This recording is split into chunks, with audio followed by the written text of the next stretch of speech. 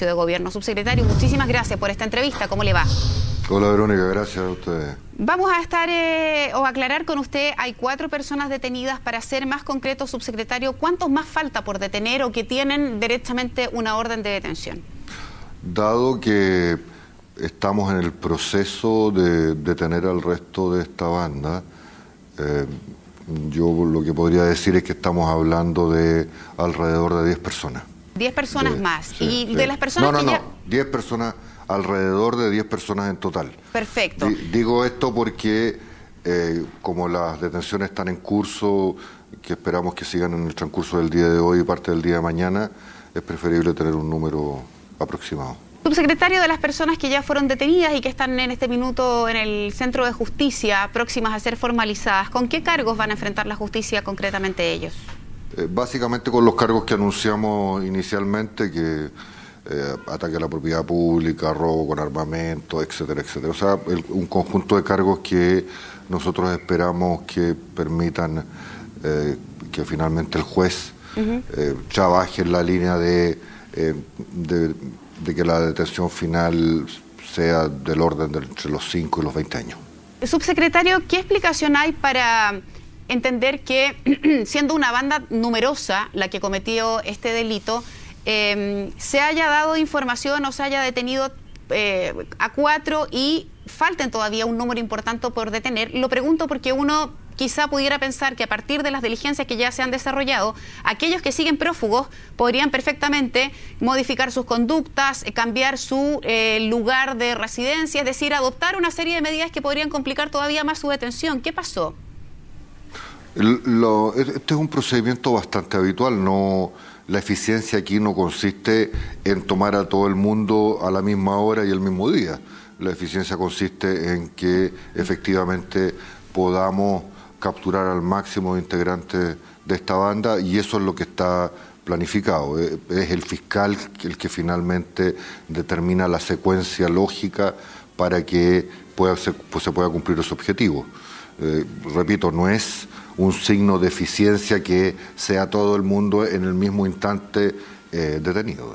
Ministro, subsecretario, ¿es efectivo que hubo filtraciones y que esta, bueno, de ser así, claramente no sería la primera vez que ocurre respecto de medio de comunicación que tuvo la información y por lo tanto cubrió eso probablemente mucho antes de lo que la autoridad hubiera querido por razones de seguridad? ¿Eso es así? La verdad es que la información que nos ha entregado el fiscal, que como dije antes es el que conduce esta investigación, nos indicó que esta filtración se pudo haber producido básicamente porque 2 detenciones en el día de ayer fueron en lugares muy públicos, y por lo tanto, como fueron en lugares muy públicos, hubo mucha gente que se enteró, y en Chile, como hay buenos periodistas, esa información llegó a los medios rápidamente y se armó un cierto cuadro. Pero esa es la información que nos ha dado el fiscal. En casos anteriores donde las filtraciones se han producido, a pesar de que las detenciones no han sido en lugares públicos, como es en este caso, hay investigaciones en curso para determinar quién efectivamente produjo filtraciones, porque, como tú bien comprenderás, las filtraciones en este tipo de investigaciones lo único que hacen es entorpecer los procedimientos de detención que aún restan. Correcto, de ahí entonces la preocupación, pero el hecho que haya ocurrido en un lugar público no necesariamente daba de inmediato el dato que eran los detenidos por el caso del robo del siglo. Cuando uno va en un lugar público y ve que hay una detención, puede ser por las más diversas causas, y entonces por eso vuelvo al punto que señalo respecto de que aquí, si es que no hubo alguien que pasó una información muy concreta por la razón que se estaba deteniendo a esas personas, más allá de que haya sido en un lugar público. ¿Qué piensa usted de eso?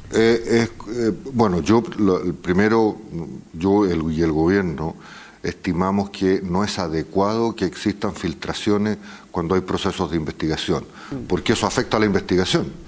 Naturalmente, el fiscal lo que requiere es un entorno de seguridad y, por lo tanto, de silencio respecto a las cosas que se estén haciendo mínimo. Por eso que en cada caso que se ha producido, por lo menos durante este gobierno, este tipo de filtraciones, el propio fiscal ha instruido un sumario interno para determinar exactamente por qué se producen este tipo de hechos. O sea, cabría nosotros, en todo caso, nosotros estamos absolutamente en contra de que se produzcan filtraciones en este tipo de investigaciones y en cualquier otra, porque eso entorpece la labor de la justicia. ¿Cabría la posibilidad de que alguien desde alguno de los estamentos encargados pudiera haber filtrado al final el dato que estos detenidos correspondían al robo del siglo?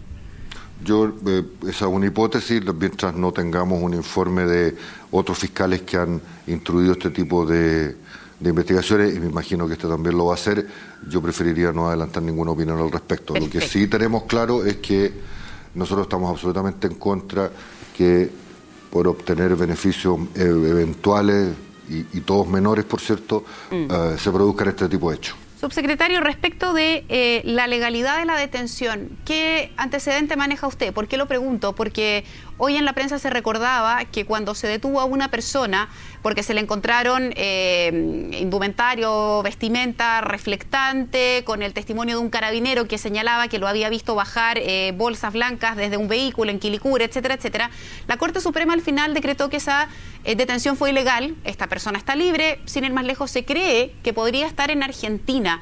¿Hay certeza de que todo el procedimiento que se adoptó en esta oportunidad puede ser estrictamente legal y que no va a haber sorpresas de esa naturaleza en este caso? Certeza en este tipo de cosas es difícil afirmar eso, pero nosotros hemos hecho un esfuerzo permanente, las policías también, y por cierto los fiscales, para que el conjunto de procedimientos que se desarrollen en este tipo de detenciones u otras estén ajustados al máximo a los procedimientos legales. Muchas veces hay dificultades para cumplir eso por las propias condiciones en que se producen las detenciones, pero ese es un esfuerzo que se ha hecho, que se va a mantener y que va a ser creciente en el tiempo. Y respecto del ciudadano chileno que estaría en Argentina, ¿hay alguna información referida a eso? ¿Hay alguna orden o indicación que implique probablemente la posibilidad de traerlo de vuelta y seguir con él algún proceso, subsecretario? Dado que estamos en el desarrollo de este procedimiento, yo preferiría no referirme a ese caso puntual. Respecto del dinero, que puede ser algo accesorio, pero que no deja de ser importante, pues son 6.000 millones de pesos, ¿hay alguna posibilidad de recuperar la totalidad o ya a estas alturas, tras 5 meses de ocurrido este delito, es poco probable que se pueda recuperar todo lo que se sustrajo? En general, la lógica que opera en este tipo de situaciones es que todos los procedimientos apuntan a la idea no solo de capturar a los que desarrollaron este tipo de delitos, sino que a recuperar el máximo de los bienes o del dinero, en este caso, que se robaron. Este trabajo se hace permanentemente.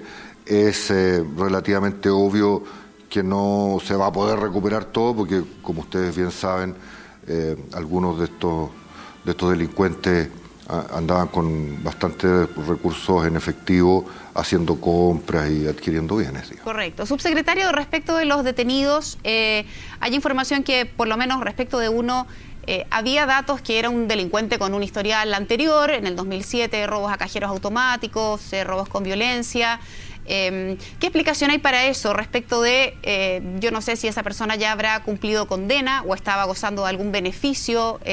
Lo pregunto porque en otro caso hemos visto que las personas que han cometido delitos graves o estaban con libertad vigilada o estaban con alguna garantía propia de un proceso judicial. ¿Tiene información respecto de eso?